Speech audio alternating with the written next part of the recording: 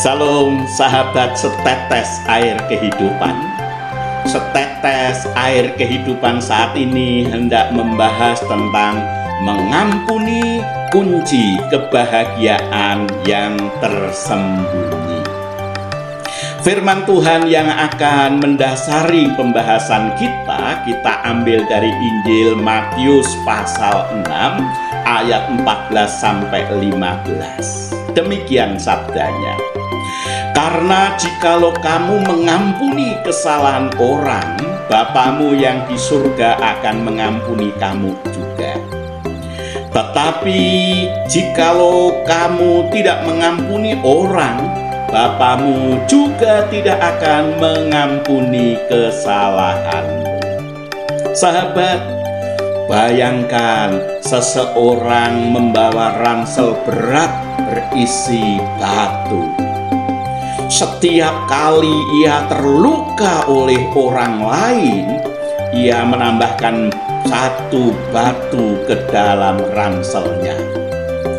Lama-kelamaan beban itu membuatnya lelah, sakit punggung, dan tidak bisa menikmati perjalanan hidup. Begitulah dengan dendam dan kepahitan bekerja.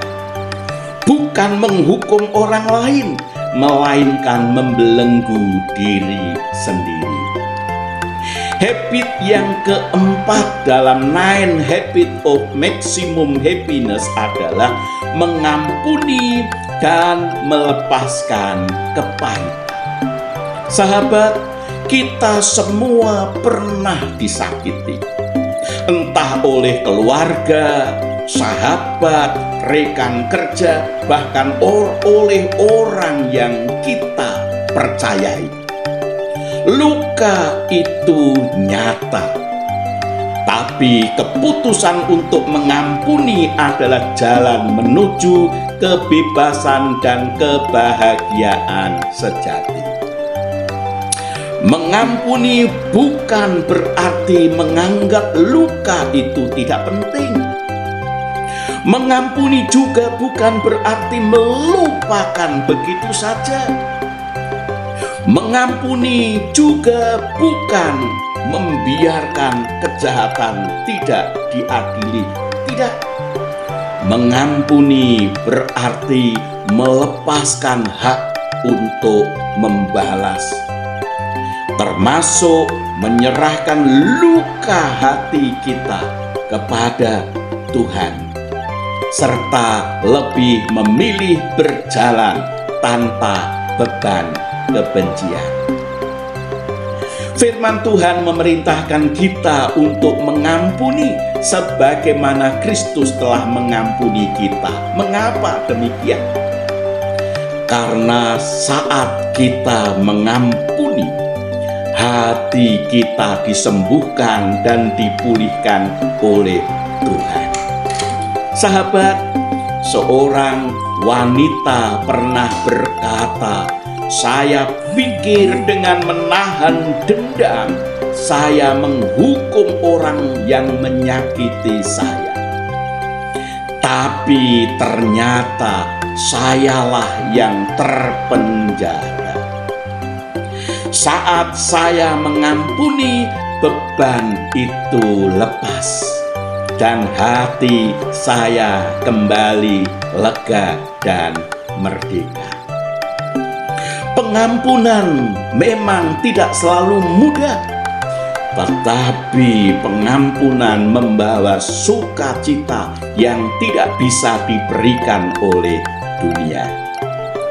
Kini sahabatku, apakah masih ada orang yang perlu kita ampuni hari ini?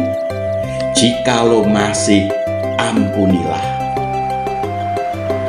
Lalu, luka apa yang sahabat simpan di dalam hati? Jikalau ada luka yang masih kita simpan di dalam hati, lepaskan. Karena luka itu menjerat, mengikat, dan memenjarakan hidup kita. Apakah sahabat mau membiarkan Tuhan untuk memulihkan luka itu? Jikalau sahabat mau, serahkan kepada Tuhan. Percayalah kepadanya dengan sepenuh hati. Maka luka seberat sedalam apapun di dalam hati kita akan sembuh oleh kasih dan kuasa Tuhan Yesus. Seringkali kebahagiaan bukan datang karena keadaan berubah, tetapi karena hati kita dilepaskan dari kepahitan.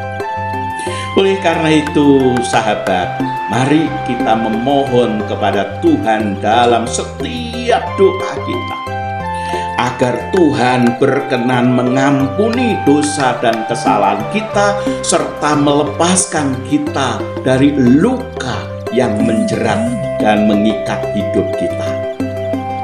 Mari kita memohon kepada Tuhan agar Tuhan juga membimbing kita untuk mampu mengampuni mereka yang pernah atau yang menyakiti hidup kita.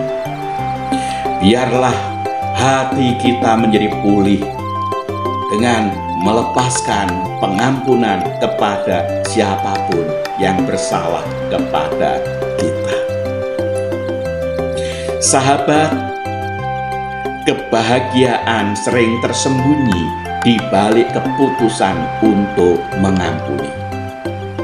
Oleh karena itu, lepaskan bebanmu dan rasakan sukacita Tuhan memenuhi hidupmu.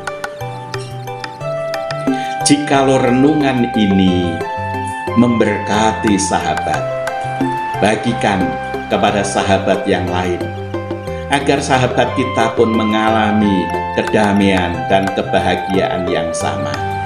Tuhan memberkati langkah hidup sahabat saat